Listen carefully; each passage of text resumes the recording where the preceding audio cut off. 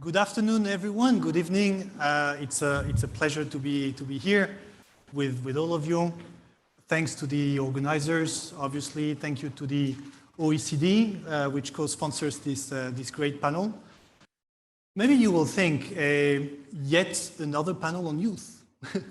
Yet another panel on youth in the Mediterranean. I'm sure you have attended a lot of them already. Then how on earth will I be able to convince you that this one is so special? Except, of course, the fact that this is happening here in Med and that Med is so special. Well, first answer, look around, the fantastic panel will have great insights into a wide range of issues. And maybe my second answer will be the timing. We are, and that's also something we hear in a lot of debates in Med, we are the special juncture. The socio-economic indicators are quite bad around the MENA region. The number of youth with no employment, no education, no training, as you know, the famous needs, right? And I should add maybe no access to foods, no resource to deal with inflation, no access to social security. Well, that number grows, okay? So my point is that I think now everyone realizes that on both shores of the Med, empowering youth, addressing the challenges that I just mentioned is not only an issue of human dignity. I mean, that's of course, a very legitimate goal, but that's also an issue of security for governments on both shores of the Mediterranean. So I wanted to start a bit with a sense of urgency, and I think all of us can have this in mind while we go through the panel, okay? So with no further delay, I'll move directly to the panel, to the first round of questions. I apologize in advance because we have no time for great long introductions. You all have the bios of the speakers, obviously, on the website. We'll start with the first round of questions, and let me start with the co-host of these events, the Ministry of Foreign Affairs and International Cooperation. Mr. Silieli, you are indeed the Deputy Minister of Foreign Affairs and International Cooperation. Right now, in my introduction, I say that governments around the region, I think, take very seriously these issues of youth empowerment, integration of youth, addressing these challenges that I just mentioned, because there is a growing security concern about the impacts of this very, very critical situation. How does this resonate with the government of Italy? To what extent do you see that the situation of youth across the MENA region is indeed a security concern for Italy? Mr. Deputy Foreign Minister, the floor is yours. Sì, grazie. Innanzitutto sono molto contento. Thank you very much. I'm very glad to be able to take part in this panel. Now, I have been holding this mandate for about a month, and I take a lot of pride in it. But I also feel pressed to take care of many things that need taking care of. And in the Mediterranean area, the questions of the exclusion of young people, especially in Northern Africa and the Middle East, and also Southern Italy, is a great challenge for the international community, the Mediterranean area, and the European Union, which is to place a guiding role towards various processes, especially with regard to the future of new generations. And Italy is aware of its responsibilities, both historical and geographical, and since it is to focus on the challenges of the future, the challenges that young people will have to face in the future.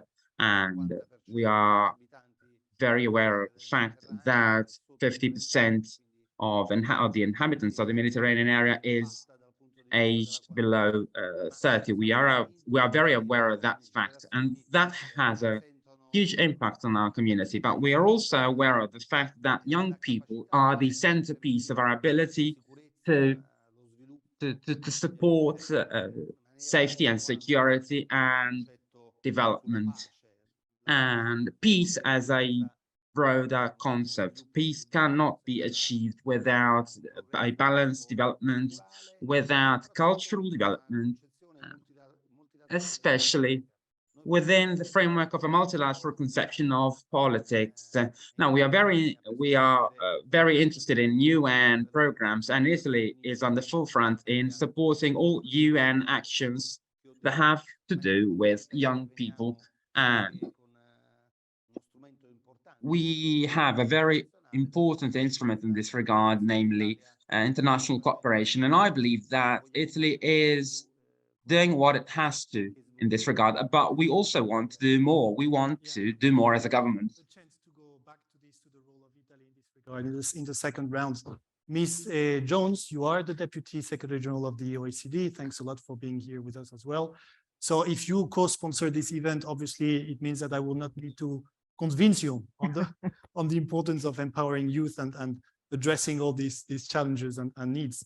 In any debate on empowering youth, the issue of trust, I'm sure, I mean, all of you know, is an issue that comes up very, very regularly. Now, in the light of your experience with the OECD, maybe my question would be, what are the key insights from your work on how governments around the region can restore this trust among the young people, especially at this critical juncture, COVID, the war in Ukraine, and etc. Floor is yours. Thank you, Emmanuel, for that question. Let me start by not echoing. Let me start by thanking Italy's Ministry of Foreign Affairs and the Italian Institute for International Political Studies for the excellent cooperation. We are particularly thankful to Italy for its leadership in steering the OECD's work with the Middle East and North Africa region, including as co-chair of the MENA OECD governance program. As we all know, the COVID crisis has left many painful scars on our societies, especially on young people. We now have Russia's aggression in Ukraine and the repercussions on the economic outlook, inflation, and food security in the MENA region also hitting young people very hard. Nearly 4 in 10 young people in MENA live in fragile and conflict-affected areas, and 9 out of 10 children live in areas of high or extremely high water stress, and this exposes them to additional environmental risks. The impact of all of these crises, if left unaddressed, will continue to undermine young people's opportunities in life and continue to impact the already low levels of trust in public institutions. Across the MENA region, I think a lot of you know trust is low for young people in their government. Only 28% of young people trust their governments. Data from the 2021 OECD Trust Survey shows that countries in the MENA region are not alone in this challenge. On average, across OECD countries covered by the survey, only 37% of young people express trust in government, compared to 46% of those aged 50 and over. Trust is important because governments have to rely on a trustful relationship with citizens of all ages in order to build support for reforms and long-term policies.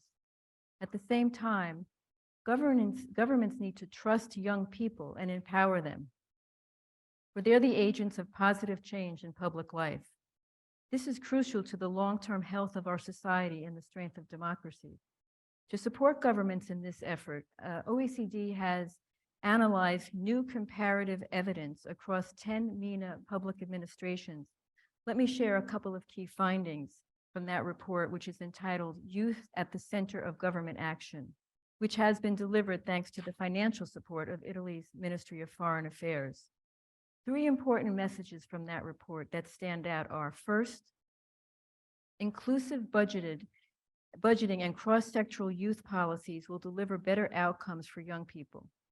At least 7 public administrations in MENA region have adopted national youth strategies to promote a coordinated approach in support of young people across different ministries. However, implementation challenges, such as limited administrative capacities and weak coordination mechanisms, risk limiting their impact.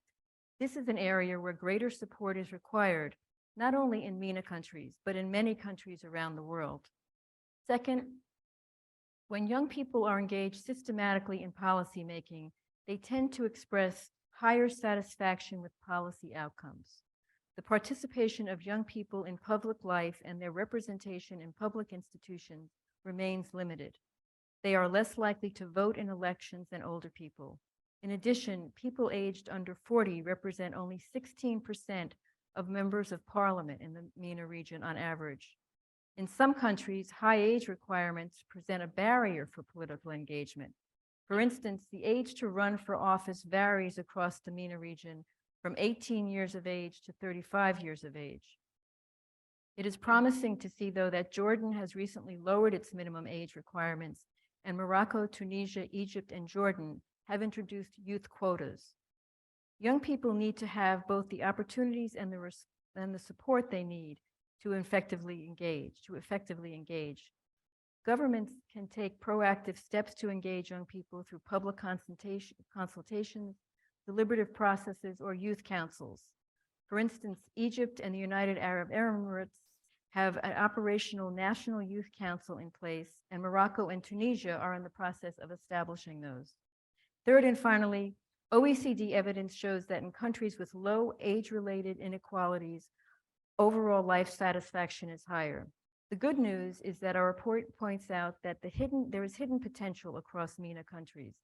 That is, there is the ability to gather age disaggregated data and apply public management tools to anticipate the impact of new legislation on young people. This enables policymakers to systematically mainstream young people's considerations in policymaking. So I think that there's a lot that can be done, and I think there's a lot underway, and with the data, a lot more can be done. Thank you. Back to the footprint of the OECD on this youth empowerment agenda. Speaking about youth empowerment agenda, I'm pleased to also have to welcome Dubai Abul Hul to the panel. You, among other things, the CEO of an Emirati think tank, the Fikr Institute, if I pronounce it right. You are interested, among other things, in how mainstreaming culture, literature can help making the case of youth empowerment in the region. Can you maybe tell us more about that? How does culture help the promotion of positive narratives? You know, there are a lot of discussions about narratives these days. So how can this help also in strengthening youth people's civic engagements? Thank you very much. Does this work? Okay. Yes. I wanted to start off by saying, thank you very much for having me on this panel today. I think we cannot talk about youth empowerment before addressing the need for having a fundamental paradigm shift in how we view youth, both in terms of our global economy as well as in different national contexts. How do we have conversations like the ones we're having today without it being theatrical empowerment of youth? Let's just bring in a couple of young people, call it a day, tick the box and think that that's it, that's all we have to do. We need to take it a step beyond that, and we need to take it a step beyond just rhetoric. And the empowerment of youth, particularly in policymaking across different sectors, should not just be a policy preference. It is the only way forward. And I say this because when we look at some of our biggest challenges today, the emergence of disruptive technologies when it comes to things like AI, for example, and how that impacts more traditional topics, as they say, like security, or the emergence of platforms like the metaverse, or how social media platforms quite literally are transforming international affairs as we know it. All of these challenges are 10 times more intimidating to older generations than they are to ours. And so we need to reassess, what it means nowadays when it comes to equating years of experience with years of relevance when it comes to different challenges around the world. So, why do we still have to adopt a model across different sectors of, you need to have 20, 30, 40 years of experience before you get the opportunity to enact actual policy change. When we're technically all, despite of what generation you belong to, we're all witnessing these disruptive changes quite literally at the same time. These are all new challenges to all of us. And so instead of looking at youth as, this little group we're going to bring in every now and then into a panel, let's just put them in actual decision-making circles and actual decision-making tables. So instead of saying, let's just talk about youth affairs, let's actually put youth on topics like climate, on topics like empowerment. Yes, but in some cases, it can be difficult. There may be barriers, and that's why I will turn to Marwa Luati now. Marwa, you have a lot of experience in civil society engagement in your country and beyond it. We were just discussing before what could make this participation or representation difficult in some cases. Can you maybe elaborate on these barriers based on your experience and what you're seeing on a daily basis? Marwa, the floor is yours. Thank you. First, I'm also very pleased to be here on this panel. And reflecting on my country's experience, I'm from Tunisia. There has been like 12 years since the revolution. And clearly there have been strands in terms of improving youth participation, whether on institutional or legislative levels. We've seen 2 constitutions so far. We've seen some laws about access to information, protecting whistleblowers, incorporating institutions that protect the rights and freedoms, and also laws that guarantee the freedom for association and political organizing. So overall, we can see like the country has advanced in some ways on developing an enabling environment for youth participation, especially that we also seen that Tunisia joined the Open Government Initiative, which promotes transparency and fighting against corruption and includes a huge component on youth participation in terms of establishing local councils, in terms of strengthening the presence of youth and the platform for youth engagement. We've seen also that the state since 2011 has made effort to develop national youth strategies, yet so far the strategy has been only sectoral, unfortunately, led mostly by the Ministry of Youth and Sports. And in that regard, like the strategy was developed between 2016 and 2020. It was meant to be as a first step into integrating a fully national strategy that is comprehensive and holistic.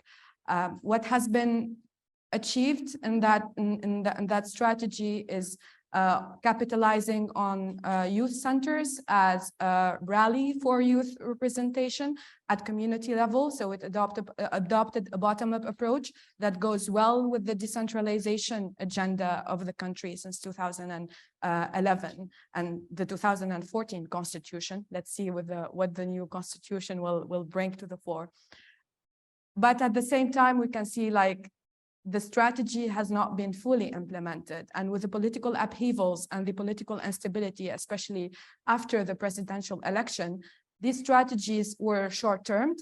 As it was meant to be only a first step, it did not continue. Like so far after 2020, there hasn't been any move toward national implementation or development of a national youth strategy that incorporates the economic component. Because so far, what we have seen is that, okay, we're bringing young people to participate in those policy debates. But the region, not only Tunisia, the region, the MENA region, the main problem is the social and economic component. And if we're short-sighted on delivering real solutions to these economic problems, we will remain into this migration phase. Some of the challenges that we're seeing today, especially, relate to the sectoral nature of the strategies that are being developed. The second thing is the low institutional capacities in terms of implementing and coordinating strategies on youth. The third component, I would say, is like reliance on donors to implement these strategies. The state does not finance youth policies as much as it should be. Thank you. Thank you very much. We're moving to the second round of questions. So it's my obligation then to encourage the panelists to go down to 2 minutes for answers. Mr. Deputy Foreign Minister, would you like to tell us more about what you end up with now a few minutes ago about initiatives supported by Italy at the multilateral and EU levels to support youth empowerment, including through cultural diplomacy initiatives, because we talked about culture, of which Italy is known to be a champion, in particular across the MENA region. Sì. Beh, è chiaro che Well, it l'Italia is clear that Italy is fully aware of its responsibilities, and we know that we have to decline them, to implement them, and not simply state them. So they have to be followed by real actions. We participate at the Global Partnership for Education, which is the main partnership for the access to education in developing countries. We try to guarantee education among young generation and the knowledge.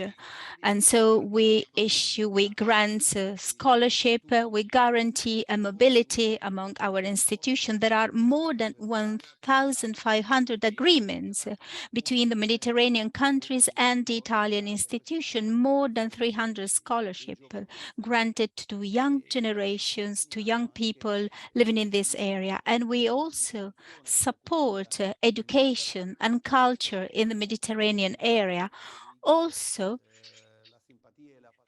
using the passion for the Italian language. There are 17 institutions in the Mediterranean area where Italian is taught, and such institutions are financed by Italy.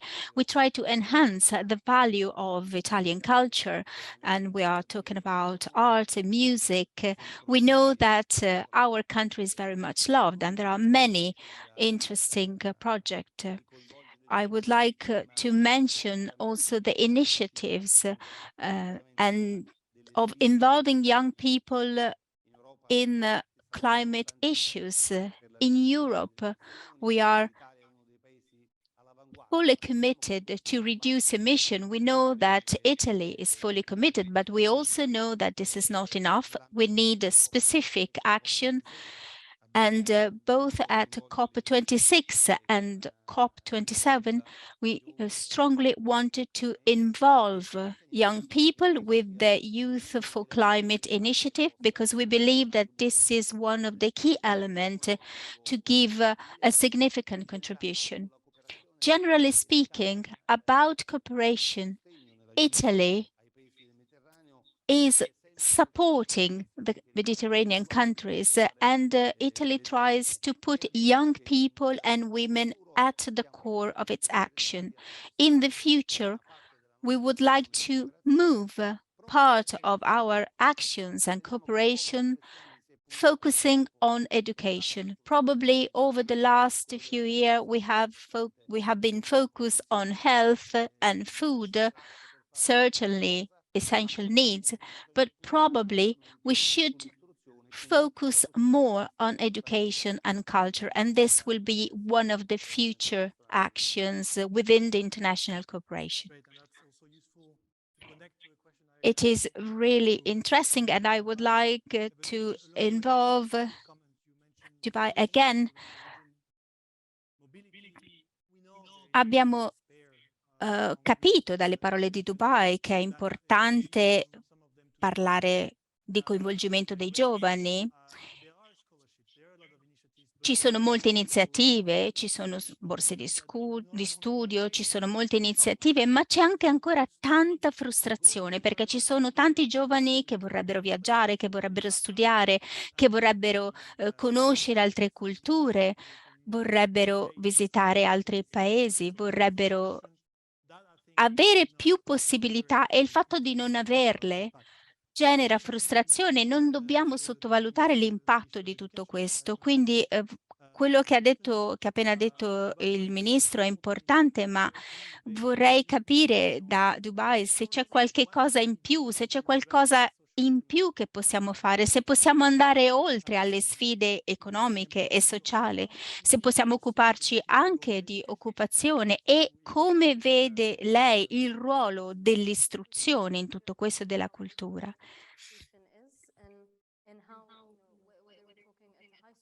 Quando parliamo di istruzione, soprattutto quando parliamo di istruzione superiore o universitaria, la nostra regione, il nostro paese deve essere ancora più inclusivo, il più inclusivo possibile. Ovviamente questa è una preoccupazione che abbiamo e vedo un po' la tendenza da parte di alcune università a creare una sorta di bolla, ma è importante invece essere coinvolti completamente, diventare realmente membri di questa squadra, anche quando si parla di forza lavoro, di impiego. Dobbiamo condividere le iniziative, dobbiamo fare proposte. Non dobbiamo solo prendere appunti e non c'è nulla di strano nel farlo, ma dobbiamo proprio essere attivamente, fattivamente coinvolti. Ci sono nuove forme di conoscenza e dobbiamo abbracciare il mondo digitale perché può dare tante opportunità e questo mondo digitale può essere applicato a tutti i settori, dovrebbe essere pienamente integrato in tutte le istituzioni. Onestamente non farlo è una grossa opportunità persa. Grazie. Vorrei parlare di nuovo la parola, passare di nuovo la parola al segretario generale, vice segretario generale, abbiamo parlato di governi, ma ci sono altre domande istituzionali alle quali OECD può dare un grande contributo. Il contributo della vostra organizzazione ha ovviamente sostenuto il dialogo politico, lo scambio di esperienze e ha dato un contributo generale a dare più potere ai giovani. Che cosa può aggiungere? Beh, grazie per avere ricordato il ruolo di OECD, perché non possiamo limitarci ad una regione, ad un paese. Noi abbiamo un approccio molto di grande respiro, di ampio respiro, vogliamo coinvolgere tutti quanti e vogliamo condividere con le persone quello che sta succedendo, perché è importante che le persone siano anche informate dei successi e quello che noi stiamo facendo vogliamo che sia condiviso con altri paesi, perché proprio recentemente abbiamo elaborato delle raccomandazioni e abbiamo cercato di dare delle nuove opportunità. Abbiamo cercato di supportare soprattutto i giovani. E queste raccomandazioni ovviamente sono il frutto della nostra esperienza duratura in molti paesi. Abbiamo avuto molte discussioni tra di noi, tra pari, per elaborare queste raccomandazioni e ovviamente le nostre iniziative anche focalizzate sui paesi del MENA sono importanti e mirano a creare una connessione, a promuovere il dialogo regionale sui argomenti estremamente importanti. Molto è già stato fatto, una rete è già stata in qualche modo creata. Noi abbiamo un centro di formazione presso OECD, ma vogliamo coinvolgere i politici, i giovani, coloro che devono decidere.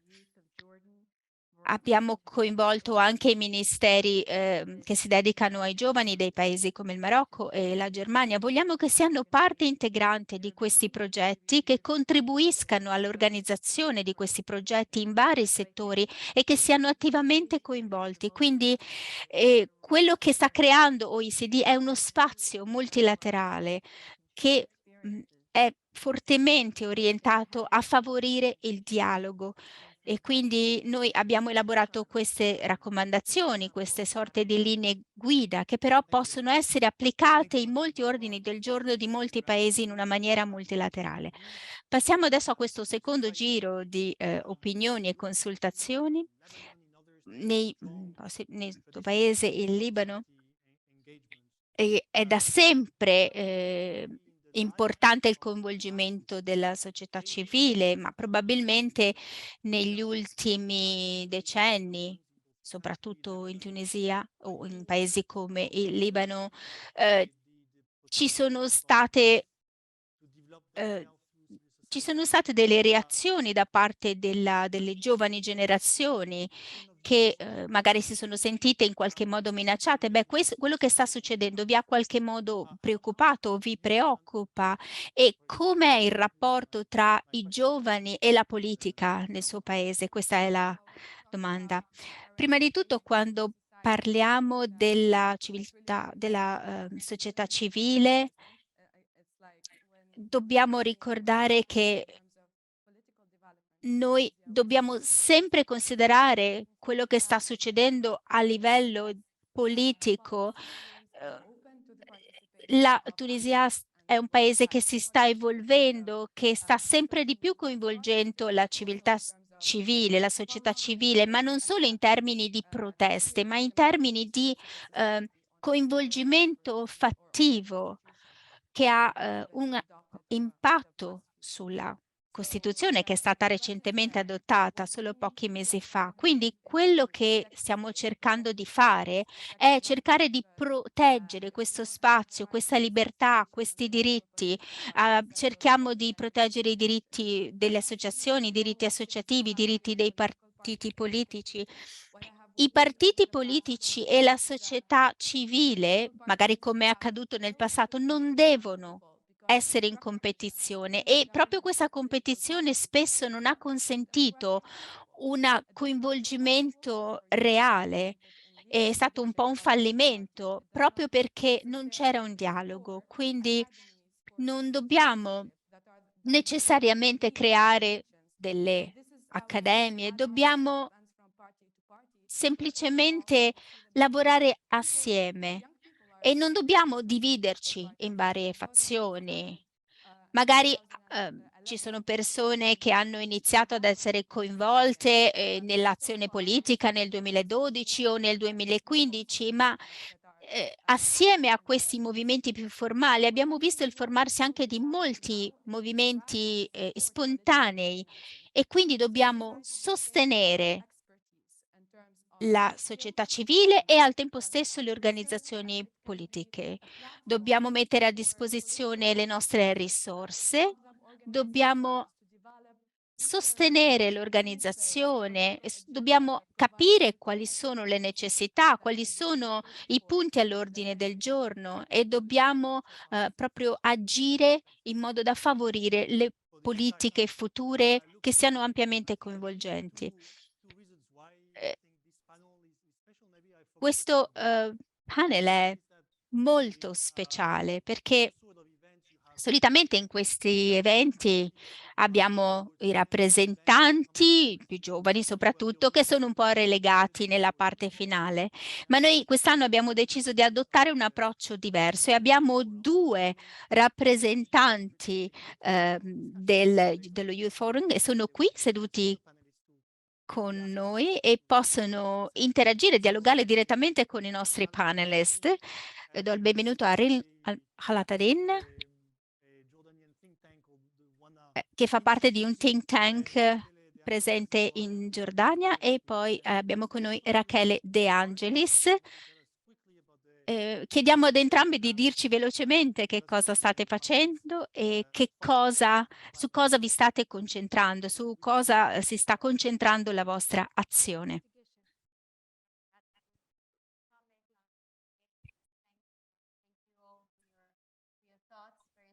Grazie per questo pensiero gentile, grazie per questa accoglienza e per questa possibilità. Ovviamente oggi parliamo limiting CO2 emissions. At this time, climate mitigation also means energy access and energy security. And renewable energy actually is the most affordable and less geopolitically dependent form of energy, and also leaves us with a better planet. So what is this if not the ground for ensuring development and prosperity for the future? And who, if not us, the youth, are in charge of advocating for it? And especially in the Mediterranean, that is our region where energy is so linked with water and energy security as well, and food security. Well, climate mitigation is the subject matter for the coming years.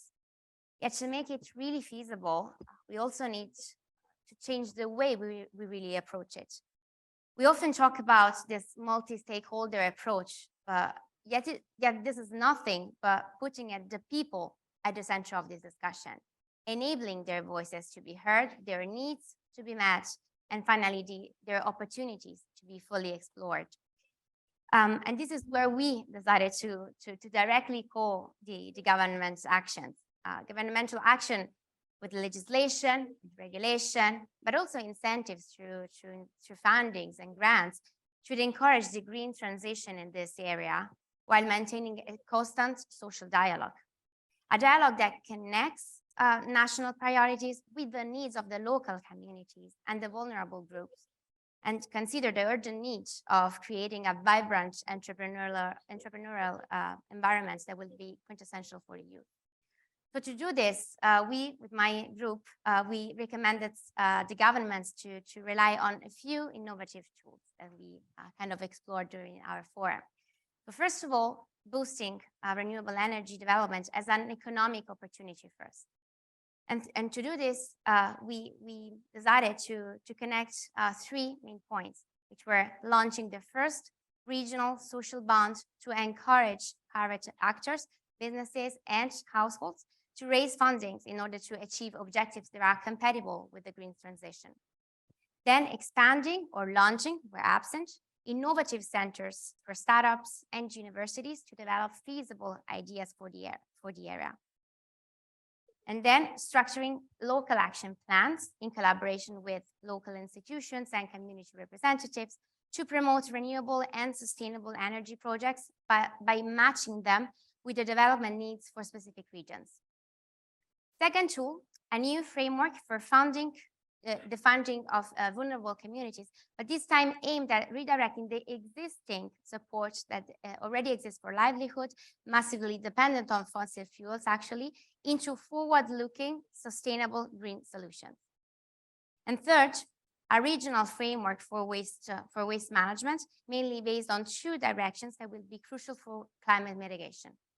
Firstly, incentivizing research and development and first application of electricity generation from waste, and then building an agreement of refurbishing of electronic devices, as it happens at EU levels, for a concrete production reduction and CO2 cut.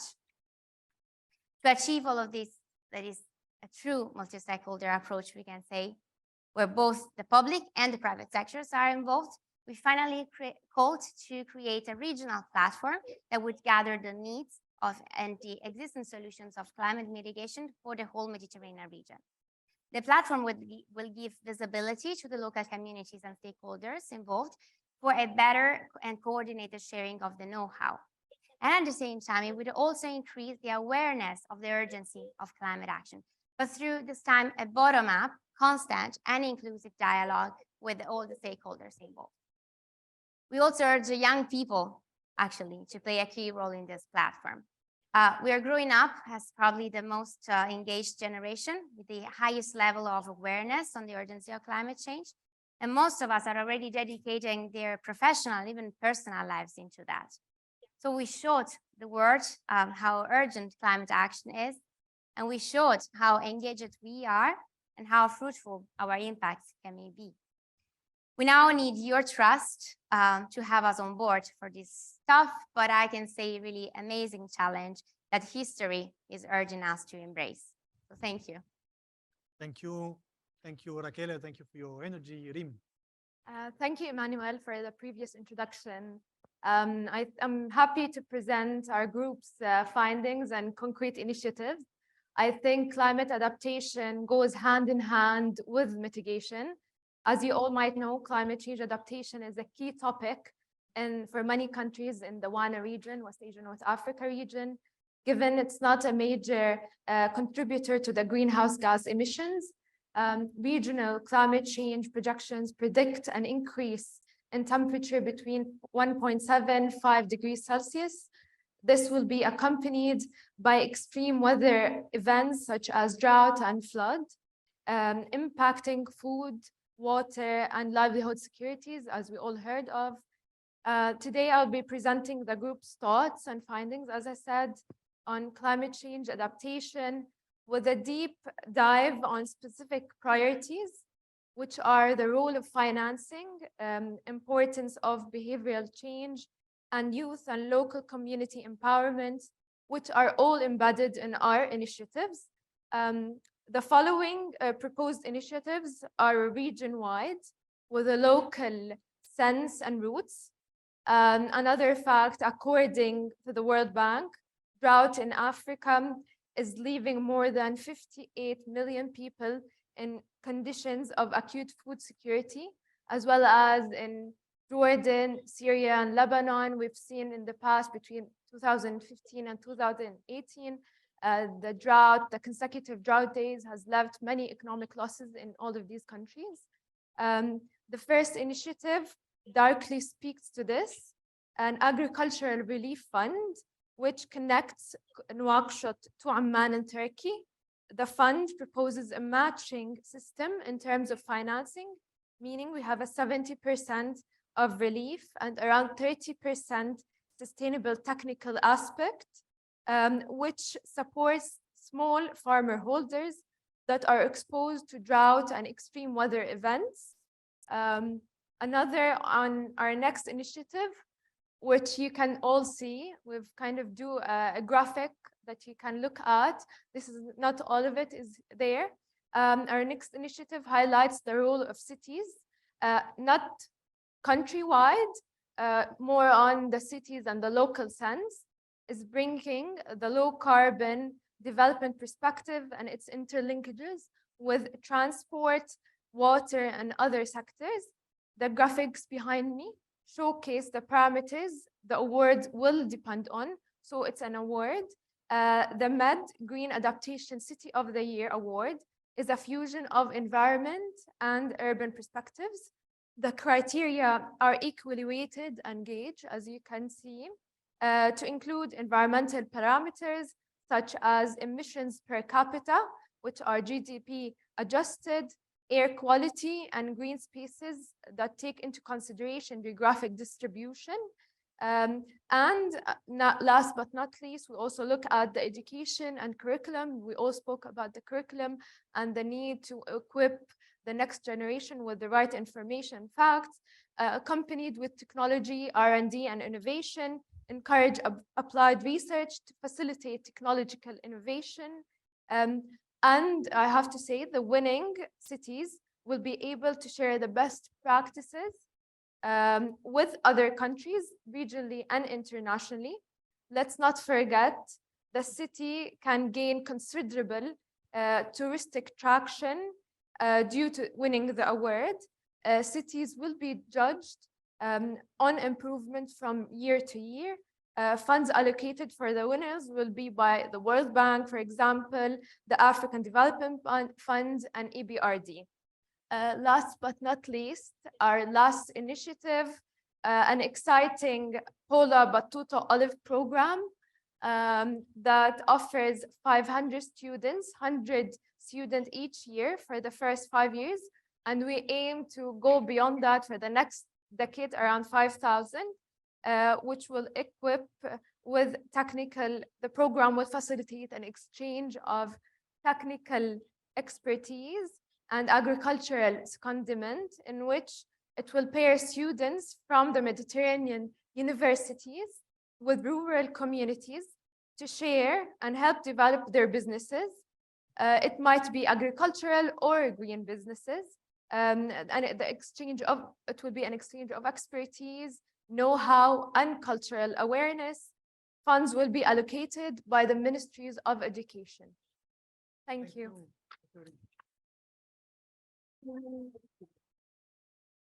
Thank you. And I'm sure the findings of the youth lab will be made available by the organizers. So whomever may be interested in all of this, I'm sure that will be made available. So before we wrap up, so I would kindly invite the panelists to react to what has been said. Maybe let's go for the reverse order. Marwa, I'm sure dealing with civil society and youth, I'm sure you hear all these concerns about climate change. So a lot of things may have resonated to you. So please. Absolutely. I will first out congratulations. It's like amazing commitments, I would say, and recommendations that if in place, I think we would see the whole MENA region transforming into something else. My recommendation is in terms of prioritizing gender perspective into the climate action, because we know from academic research, at least, that climate change affects more women than it does to men, especially in rural areas, and especially it even puts more poverty on the shoulders of women. So that's especially something that needs to be maybe considered. And also, at least from my country, and I know I've been in a few countries in the MENA, we don't even sort waste. So I think it's very, very important to start with, as you said, the educational system, to start with instilling this culture, and that would be a way to go forward. The role of civil society is really important, especially in advocacy. If you have these recommendations, then I'm sure that we will find ways across the MENA region where civil society, not just in one country, but in different countries, collaborate together to advance these recommendations on a regional level. Yubai, do you want to go next? Yes, sure. I think your brilliant proposals prove that young people should be on the actual policy-making table, so thank you very much. What I would recommend is at this stage is to perhaps create an implementation partners plan, because it would be very sad, not just with the ideas you said, but also the findings of the youth lab to just be published online, and that's where the conversation ends. So I would recommend, and I'm very happy to help with this as well after the panel, is how can we map partners, regional partners and global partners to actually get these ideas hitting the ground running. Thank you. Thank you very much. I think I want to join with others to congratulate both of you, Reem and Rachel. I think the policies you put out there are very impressive, and I think OECD has sponsored or been involved with this MedYouth Forum for years, and I think there's always an enormous amount of talent that comes forward, and you are the latest, and all of your colleagues who you've worked with. But I think the proposals you present are very interesting because they do something that I think it's taken policymakers sometimes a little longer to get to, and that is recognizing the complexity of the problems that we're facing in both mitigation and adaptation, how they require whole of society approaches, and what that means on both the local and regional levels, and inclusion as well. So you brought in all of these pieces, and the only advice or sort of observation I would make is that I think one of the things that's always a tough issue when you get into this kind of complexity with this many moving parts is a very basic thing, and that's the management of it. And so great policies are very important to be so complex, but then really keeping the communities involved and everything moving at all levels. But I congratulate you. I think those were really excellent discussions. Thank you. And le mot de la fin for the co-host of this event, the Deputy Foreign Minister. Sì, io voglio dire innanzitutto che per Well, l'Italia I would first and foremost like to say that Italy has always considered the Mediterranean and Italy as an integral part of Europe, and we believe that these two continents have intertwined histories and destinies. That is why I would like to say, especially with regard to pollution, climate change, that Europe and Italy amount to 10% of these changes. There are other nations such as China, India, Brazil, as well as the United States that need to do more. But what matters is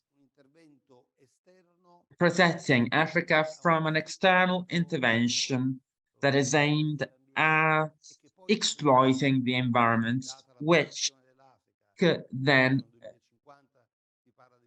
contribute to worsening the situation of the African population, which in 2050 will amount to 3 billion people. And the well-being of the population is fundamental to the well-being of the planet. And so, since